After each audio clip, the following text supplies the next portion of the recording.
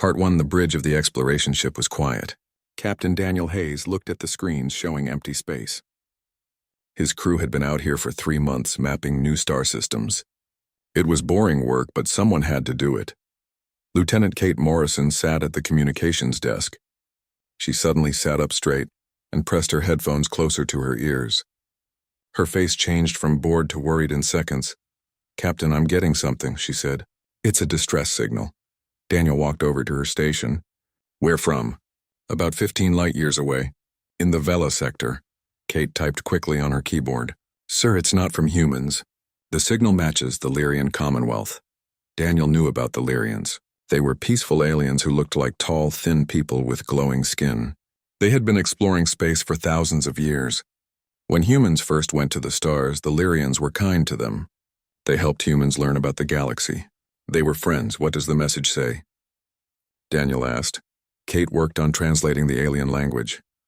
When she read it, her hands started shaking. "They're under attack. Their colony on Vela Prime is being destroyed. They're asking anyone nearby to help them." She looked up at Daniel. "Captain, they say they're being killed. The attackers are the Kresh." Everyone on the bridge stopped working. They all knew about the Kresh. The Kresh were warriors who believed they were better than everyone else. They took over planets and made slaves of weaker species. The Galactic Council tried to stop them with words, but the Kresh didn't care about words. Commander Lisa Barrett checked her computer. "Sir, we're the only human ship close enough to help. The rest of our fleet is 3 weeks away." Daniel knew the rules. His ship was made for exploring, not fighting. They had small weapons, but nothing that could fight a real war fleet. If they went to help the Lyrians, they would probably die. The smart thing to do was tell Earth Command and wait for real warships to arrive. But Daniel thought about the Lyrians who had been kind to humans. He thought about 50,000 people being killed while help was 3 weeks away. He thought about what it meant to be human. "Set course for Vela Prime. Go as fast as we can," he ordered. "And open a channel to Earth Command." Lisa stared at him. "Sir, we can't fight them alone." "We'll be destroyed, I know, but we're not going alone." He turned to Kate. "Send a message. Use all frequencies. Tell every human ship in this area that the Lyrians need help.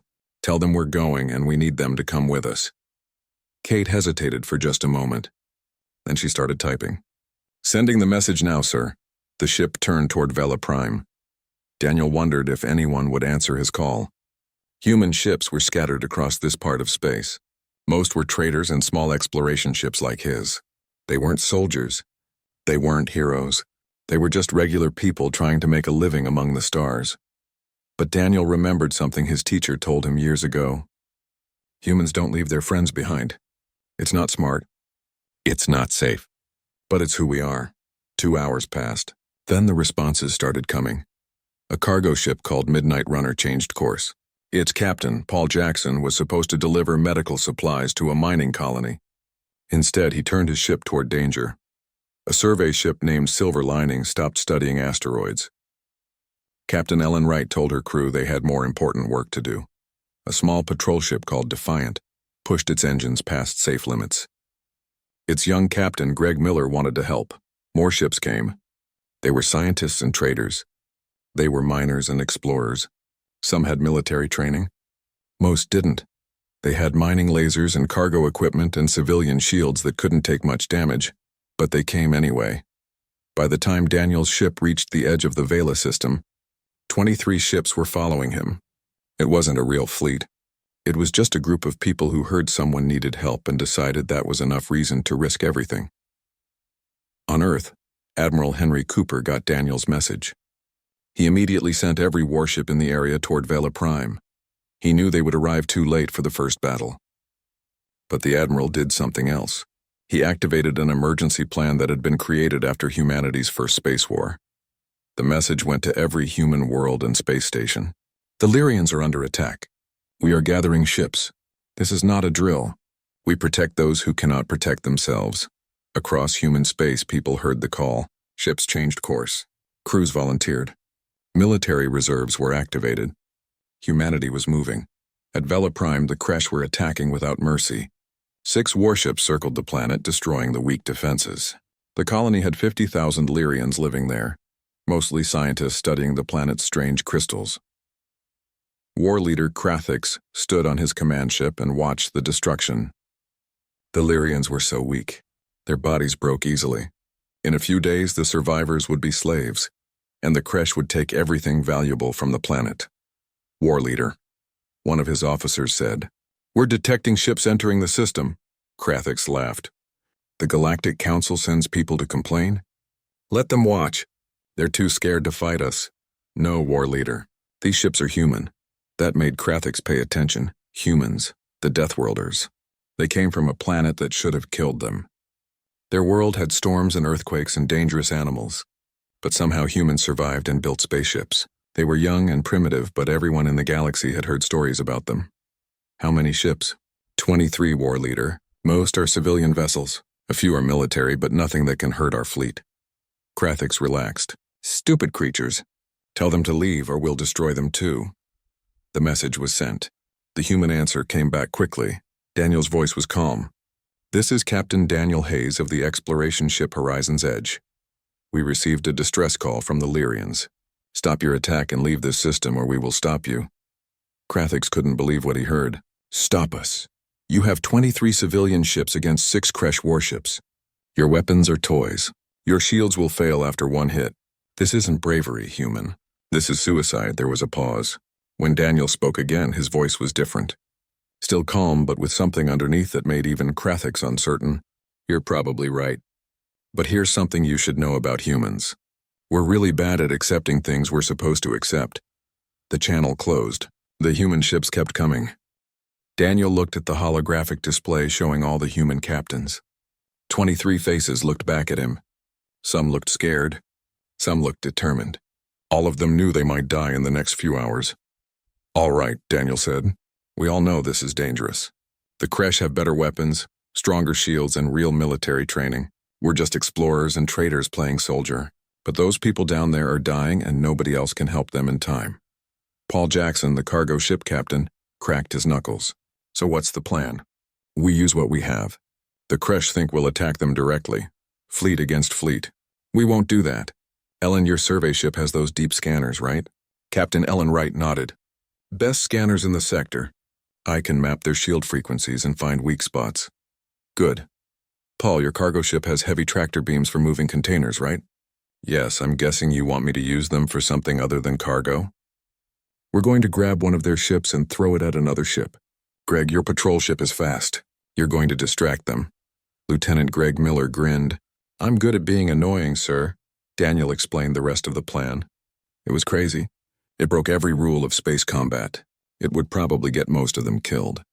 But it was the only chance they had. The human ship started moving toward the Kresh fleet. Instead of staying together like a normal fleet, they spread out in different directions. Some headed toward the planet. Others moved away from the Kresh ships. One small patrol craft flew straight at the enemy at dangerous speed. War leader Krathix watched with confusion. "What are they doing? This makes no sense." "War leader, the small ship is targeting us. Destroy it." The Kresh ship fired its weapons at Greg Miller's patrol craft, but Greg was a good pilot, maybe the best in the sector. His ship dodged and spun, avoiding fire that should have destroyed him. He shot back with his small lasers. They did no damage to the Kresh shields, but that wasn't the point. "Annoying pest," Krathix said. "Send 2 fighters to kill it." That was his first mistake. 2 Kresh fighters left the main fleet to chase Greg. While they were gone, Ellen Wright's survey ship finished its scan from far away. Her computers analyzed the Kresh shields and found their weaknesses. She sent this information to every human ship. "Got them," Ellen said over the radio. "Sending targeting data now." Krathix's second mistake was ignoring the big cargo ship that was slowly moving above his fleet. Paul Jackson's ship looked slow and harmless, not a threat at all, until it turned on its tractor beams. The industrial tractor beams locked onto one of the Kresh warships. These beams were made to move asteroids and huge cargo containers. The sudden pull yanked the Kresh ship upward. Alarm screamed on its bridge as the pilot tried to break free. "What's happening?" Krathix shouted. "The cargo ship has grabbed the Talon with some kind of gravity beam. It's pulling them out of formation." Paul didn't just pull the Kresh ship away. He spun his cargo hauler, adding spin to the captured warship. Then he let go at exactly the right moment. The Kresh ship, now spinning out of control, crashed into another Kresh vessel. Their shields hit each other, overloaded, and failed. Metal crumpled. Air escaped into space. Two ships became wreckage. The human fleet attacked in that moment of chaos.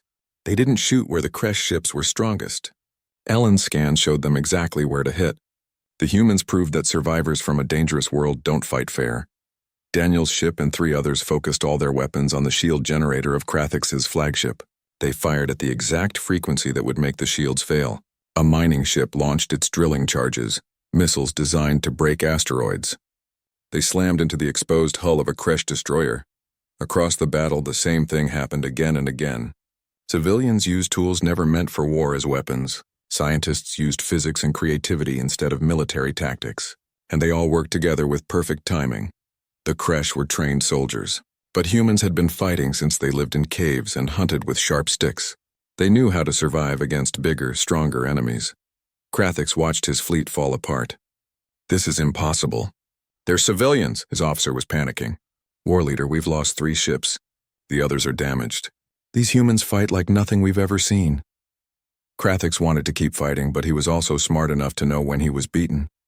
All ships, retreat. Leave the system now. As the Kresh ships ran away, Greg Miller flew his patrol craft past Krathix's bridge window. He was close enough that Krathix could see the young human pilot saluting him. The insult was clear. On Daniel's ship, everyone cheered. They had done it. 23 civilian ships had defeated a Kresh war fleet. But Daniel knew the hard part was starting. All ships begin rescue operations. Get every Lyrian off that planet that we can. Someone give me a casualty report. The report made Daniel's heart hurt. 2 human ships were destroyed. 37 crew members were dead. Hundreds were injured. But below, on Vela Prime, 47,000 Lyrian colonists had survived.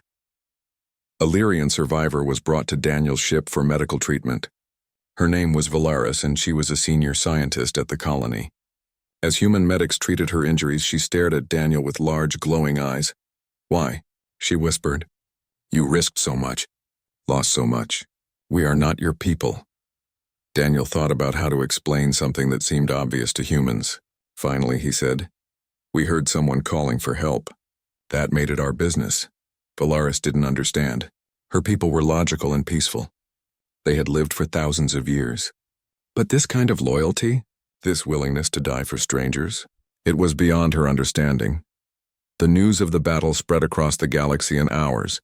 Most species were shocked that civilian humans had fought a Kresh war fleet. The Galactic Council made speeches expressing concern about the violence while secretly admiring what humans had done. The Kresh Dominion reacted very differently. War leader Krathix hadn't just lost. He had been humiliated by weak civilians from a primitive world. The Kresh leaders met immediately. Their decision was unanimous. The humans needed to be taught a lesson about challenging Kresh superiority. Within 2 weeks, a full battle fleet was ready. 30 warships, including 2 massive dreadnoughts, were sent to human space. Their orders were clear: destroy the ships that fought at Vela Prime and bomb 1 human colony as a warning. The Kresh expected humans to be scared. They expected desperate calls for peace talks. They did not expect what actually happened. Admiral Henry Cooper stood in Earth's orbital command station. He was 73 years old and had spent 50 years in uniform. He watched the tactical display showing the Kresh fleet entering human space. They were heading straight for the colony world of New Haven, where many of the Vela Prime ships had gone to repair. "Sir," his aide said quietly, the Kresh sent a message. "They're demanding we give them the captains who fought at Vela Prime, or they'll destroy New Haven." Henry didn't answer right away. He had seen a lot in his life. He had negotiated with aliens who thought humans were barely evolved animals. He had watched colonies survive against impossible odds through pure stubbornness, and he had learned one basic truth about his species. "Send this message back," he said. "Tell the Kresh they have 24 hours to leave human space. If they harm a single human, we will consider it war." The aide looked worried. "Sir, we don't have a fleet in position to stop them. The nearest battle group is 4 days away. I know exactly where our ships are. Send the message." The Kresh response came in an hour. It was a video showing the Kresh High Commander, a huge warrior covered in scars. "Humans," he said with contempt. "You think too much of yourselves. We are the Kresh Dominion. We conquered worlds when your species still lived in caves. Your civilian vessels got lucky once. Now you face real warriors and you will learn what happens when you defy us." The transmission ended. Henry turned to his communications officer.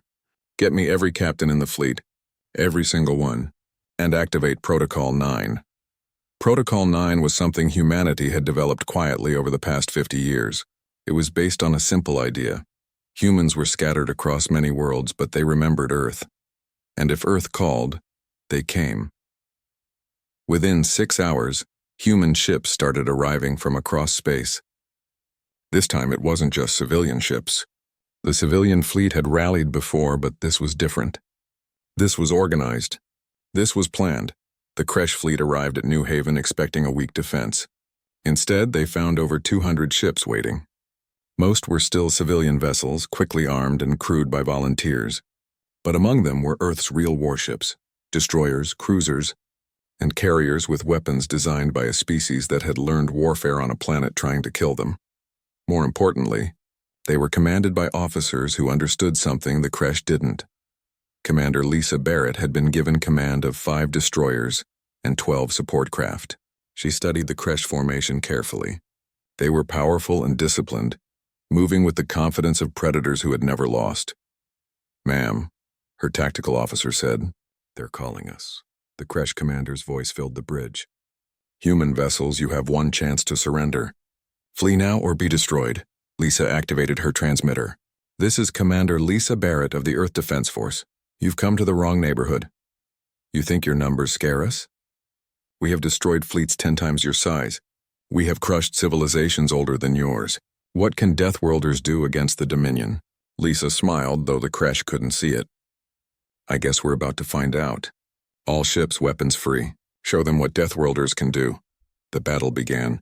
The Kresh fought with discipline and power. Their ships were built for direct combat.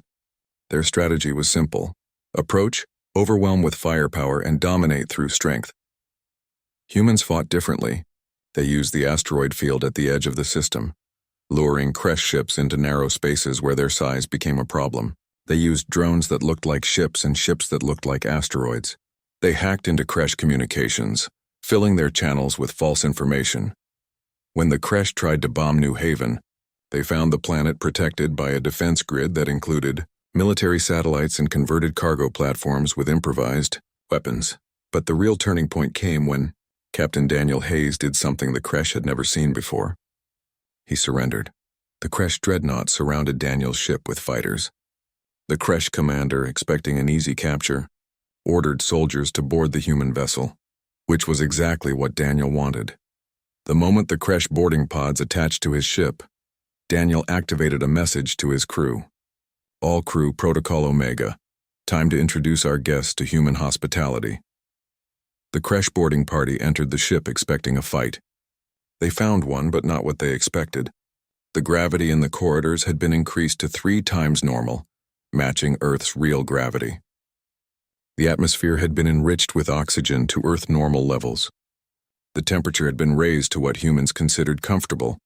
For the Kresh, who came from a low-gravity, cool world with thin air, it was like entering hell. They struggled to move in the heavy gravity.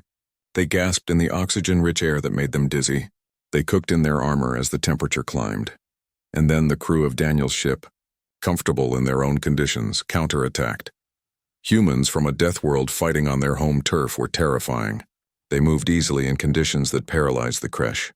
They fought with a fury born from a world where everything tried to kill them every day. Within 20 minutes, the boarding party was captured.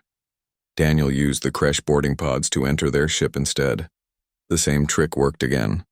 Daniel's crew flooded sections of the Kresh ship with Earth conditions, turning the enemy vessel into a nightmare for its own crew. Other human captains used the same strategy. They stopped trying to fight the Kresh on equal terms and started using their environment as a weapon. The Kresh had never faced an enemy like this. They had conquered peaceful species and dominated weaker civilizations. They had crushed any resistance with raw power. But humans didn't fight fair. They adapted. They improvised. They turned their weaknesses into strengths and made their very nature a weapon. Admiral Cooper watched from Earth as the Kresh fleet started to fall apart. Ships broke formation. Communications became chaos. The dreadnought was captured from the inside. its crew evacuating rather than face the conditions humans had created. The Kresh High Commander, on his flagship, finally understood what he faced. These weren't just another species. These were survivors of a world that should have killed them. They didn't fight to dominate. They fought to survive, and they had been practicing survival for thousands of years. All ships, he ordered, his voice shaking. Retreat. Full retreat. Mark this space as forbidden territory. As the Kresh fleet fled, leaving behind 6 captured ships and dozens of escape pods, Henry Cooper allowed himself a small smile. Humans had proven something important today. They weren't the strongest species. They weren't the oldest or the wisest, but they absolutely were not to be challenged without serious thought. And the galaxy was beginning to understand that. The news of what happened at New Haven shocked the entire galaxy. For the first time anyone could remember, the Kresh Dominion had been completely defeated. 6 of their warships were captured. Their elite boarding forces were humiliated. Their fleet ran away from a species that had only been in space for 100 years. The Galactic Council chambers on Nexus Prime filled with representatives from hundreds of species. They were all trying to understand what had happened.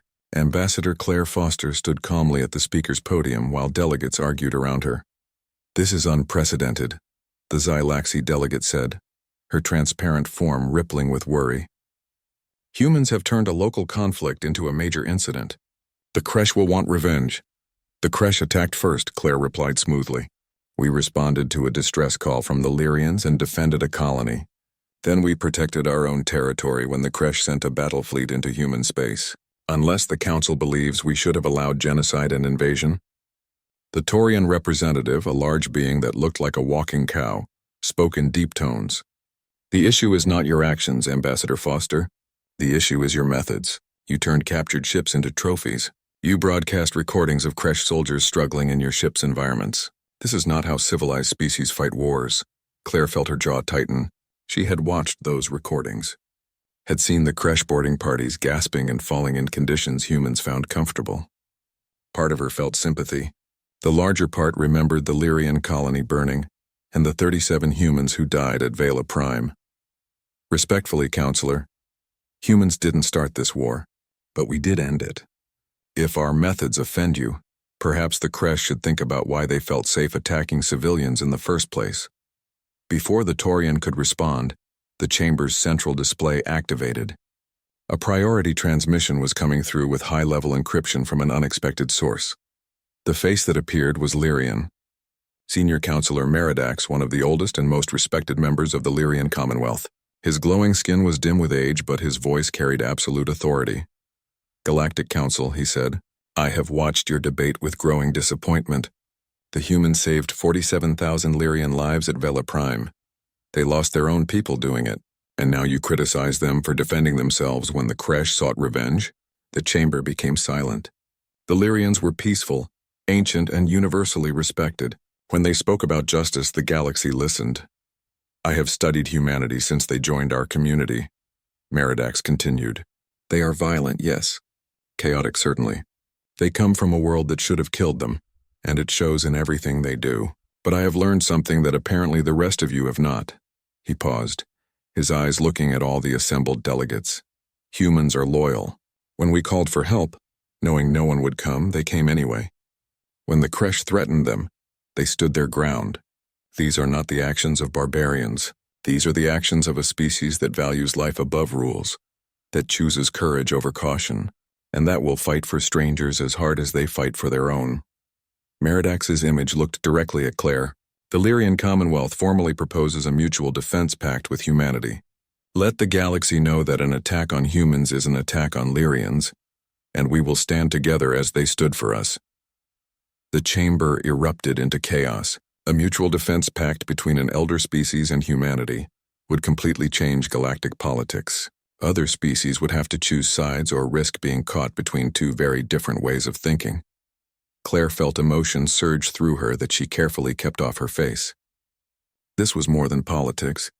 This was recognition that humanity's methods, strange as they seemed to others, came from a place of real principle. Over the next weeks, something remarkable happened. The Kresh Dominion, embarrassed by their defeat, withdrew from several territories to rebuild their forces. For the first time in living memory, their expansion stopped. Other species began approaching human ambassadors with quiet questions. Could humans help train their defense forces? Would humans share their battle tactics? Most importantly, if another aggressor came, would humans answer their distress calls too? Commander Lisa Barrett was invited to a strategy session with the Quellan Defense Fleet. The Quellans were bird-like beings who had been fighting a losing war against raiders for years. She stood before their war council, feeling oddly out of place among beings whose hollow bones and feathered crests seemed too delicate for combat discussion. "We've studied your battles," the Quellan commander said, her head tilting like a bird. "You fight unlike any species we've encountered. You take crazy risks. You ignore normal tactics. And yet you win." Lisa smiled slightly. "We fight like prey that became predators. We learned warfare on a planet where everything was trying to eat us, poison us, or crush us. It makes us flexible. Teach us," the Quellan commander said simply. "Our methods are failing." "We need to think differently," Lisa agreed. Within months, the Quellan Defense Fleet began using human tactics. They stopped trying to meet raiders in direct combat and started using ambush tactics, environmental dangers, and unpredictable moves. Their losses dropped dramatically. Word spread. More species came asking for training, for alliances, for the secret of how Deathworlders fought. And humanity, still learning galactic politics, began to realize they had something valuable to offer beyond technology or resources. They offered a different way of thinking. They showed the galaxy what survivors looked like. Back on Earth, Daniel Hayes was recovering from injuries he got during the New Haven battle. He sat in a hospital room looking at the Pacific Ocean, watching waves crash against the shore when Admiral Cooper came to visit. "How are you feeling, Captain?" "Like I got thrown out of a ship going 500 kilometers per hour, Daniel replied with a weak smile. "Which is basically what happened." Henry sat down, his old joints creaking. "I wanted to thank you personally. What you did at Vela Prime, starting all of this, it was reckless, against rules, and absolutely the right choice." "Sir? You reminded us who we are, Daniel. We've been so careful since we joined the galactic community, trying to fit in, trying to prove we're civilized. You reminded everyone that being civilized doesn't mean being passive." Daniel looked out at the ocean. "Do you think they'll forgive us? The other species? For being so violent?" Henry thought about the question carefully. "I think some of them will never understand us. Our world made us what we are, and to them we'll always be the scary Deathworlders. But others?" He showed Daniel his tablet with messages of support from dozens of species. "Others are starting to realize that scary can mean safe. That the same instincts that make us fight make us protect. The Lyrians get it," Daniel said. "They do. And others will follow. We just have to keep being ourselves. Reckless, loyal, stubborn, and absolutely unwilling to let our friends suffer when we can help." Daniel nodded, feeling something settle in his chest. Humanity had been searching for its place in the galaxy since they first left Earth. Maybe they had finally found it, not as the strongest species, not as the wisest or the oldest, but as the ones who showed up when someone needed help. As the ones who fought when others gave up. As the Deathworlders who refused to let the galaxy's cruelty go unchallenged. 6 months after the New Haven battle, the Galactic Council held its yearly summit. The chambers on Nexus Prime had never been so crowded. Species who normally sent junior delegates were now attending with their highest officials. Everyone wanted to understand what came next after humanity changed the political landscape. Ambassador Claire Foster walked into the summit with a larger group than usual. Beside her were Captain Daniel Hayes, now recovered and promoted, Commander Lisa Barrett, and Admiral Henry Cooper. The humans were no longer just diplomats. They were warriors, tacticians, and symbols of something the galaxy was still trying to understand. The summit began with the usual formalities. Trade agreements were discussed. Border disputes were settled. But everyone knew the real topic was humanity, and what their rise as a military power meant for galactic stability. It was the Kresh Dominion's representative who finally addressed the main issue. War leader Krathix himself had come, his scarred shell a reminder of his defeat at Vela Prime. He approached the speaker's podium with careful dignity. "Humans," he said, and the chamber fell silent. "My species attacked yours believing you were weak. We have learned otherwise at great cost. I am here to formally request a ceasefire and to begin talks for lasting peace between our peoples."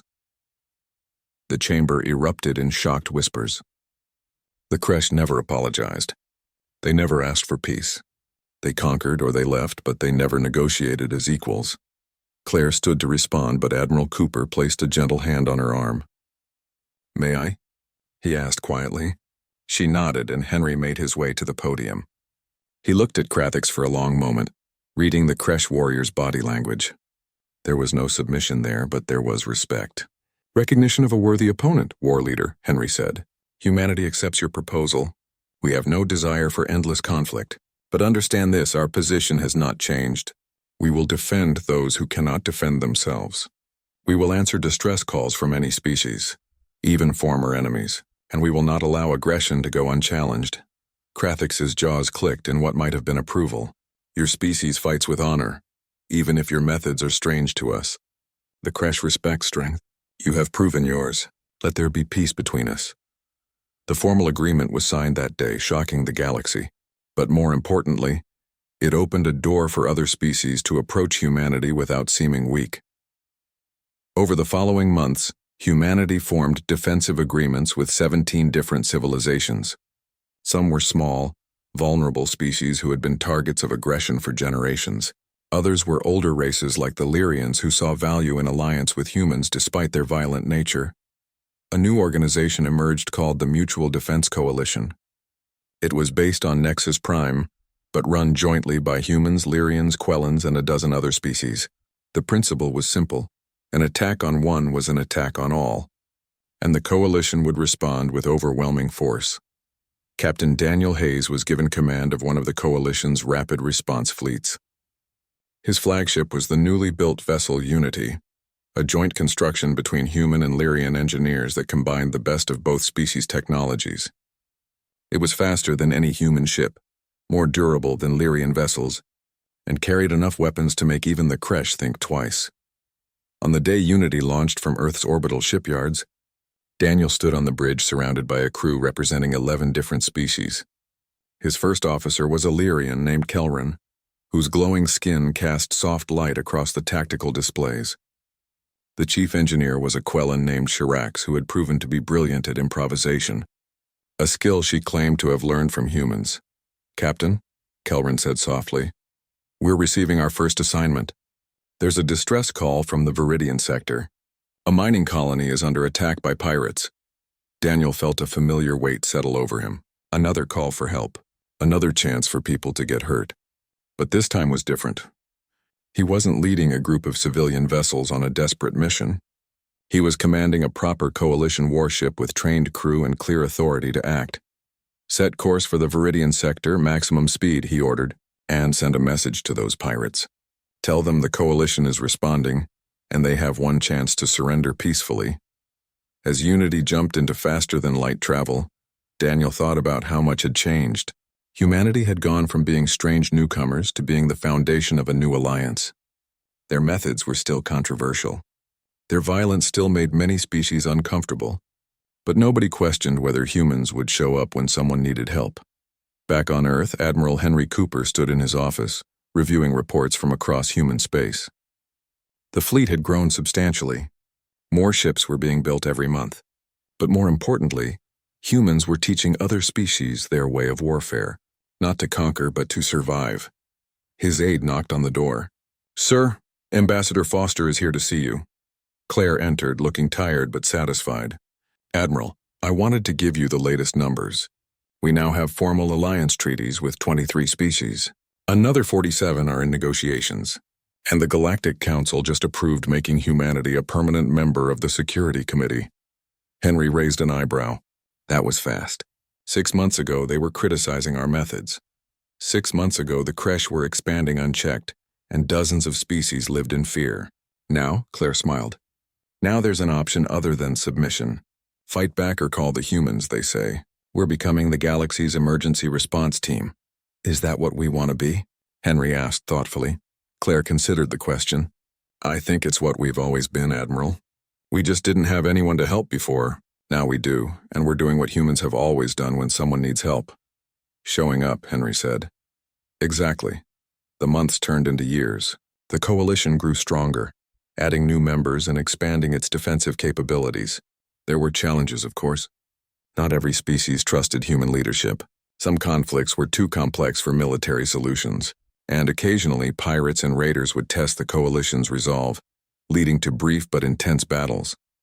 But something fundamental had shifted in galactic politics.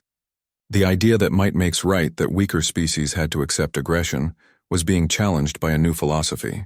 The galaxy was learning what humanity had always known. Survival wasn't about being the strongest.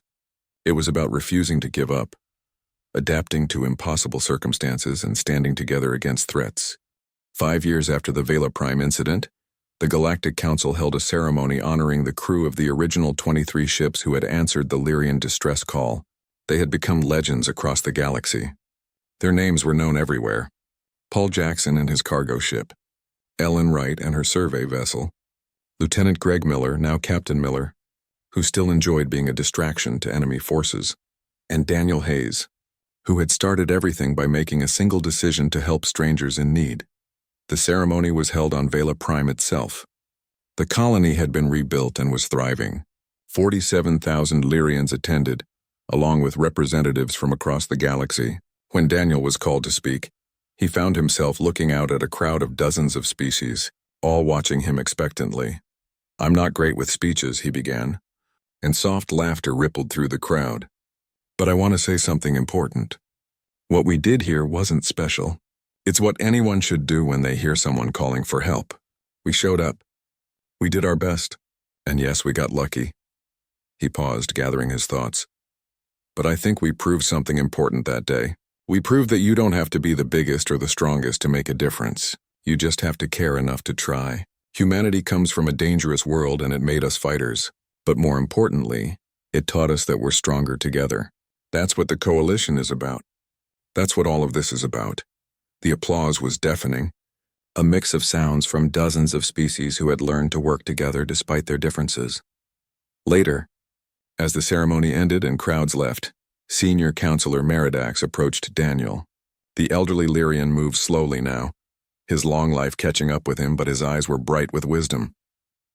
"Captain Hayes," he said, "I wanted to thank you again personally for what you did." "You've already thanked me, Counselor. Several times.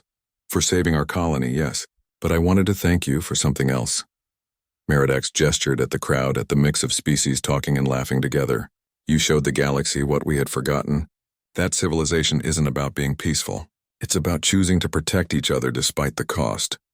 Daniel felt emotion rise in his throat. "We just did what felt right." "Exactly," Meridax said.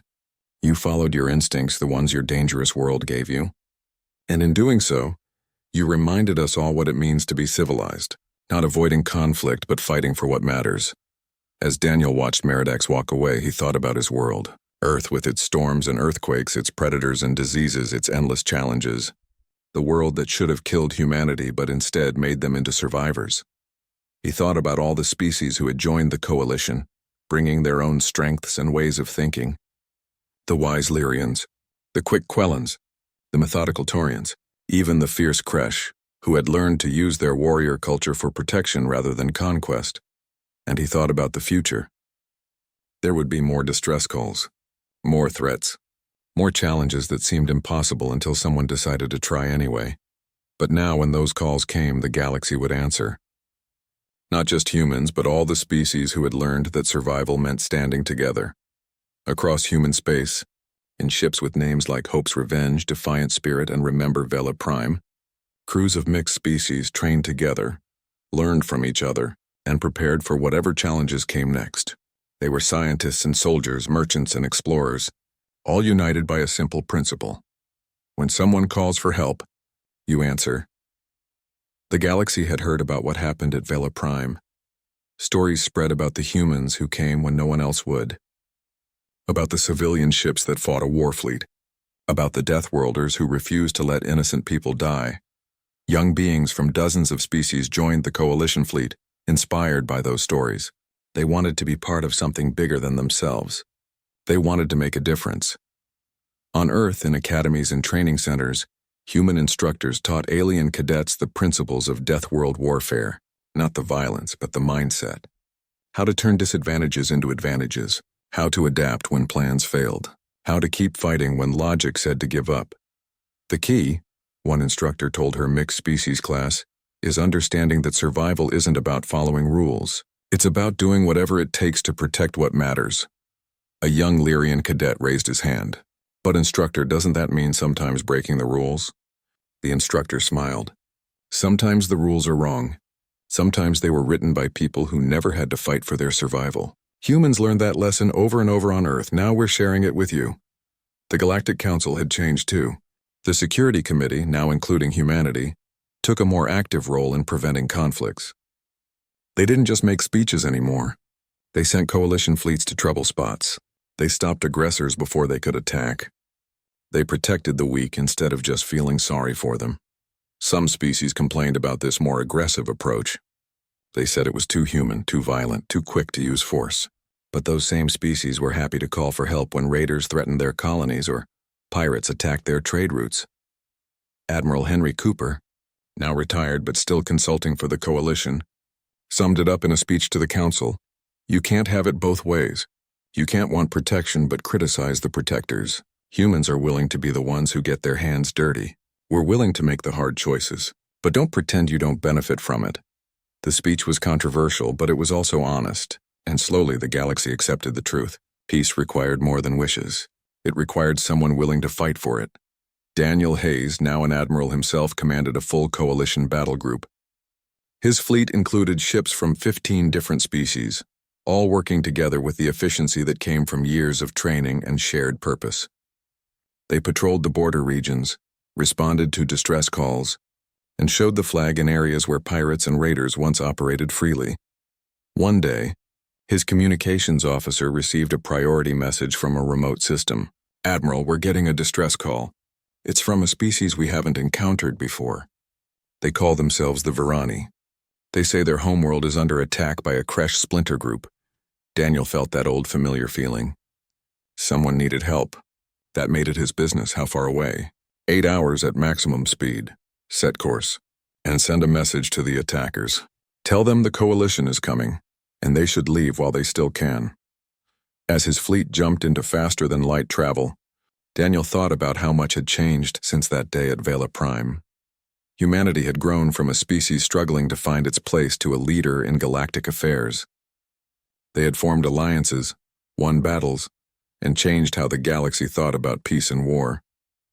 But the most important thing hadn't changed. When someone called for help, humans still answered. And now, thanks to the coalition, they brought friends with them.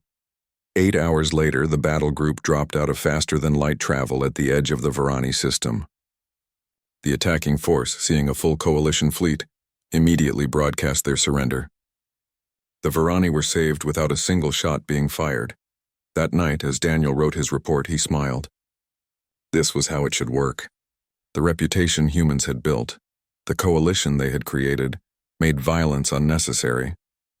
The galaxy had learned that attacking the weak meant facing the strong. The SOS had been heard at Vela Prime 5 years ago. The Deathworlders had sent a fleet, and now, the galaxy was a safer place because of it. Humanity had found its place among the stars, not as conquerors or rulers, but as protectors, as the ones who showed up, as the survivors from a deadly world who refused to let others suffer if they could help. It was, Daniel thought as he looked out at the stars, a pretty good legacy to leave.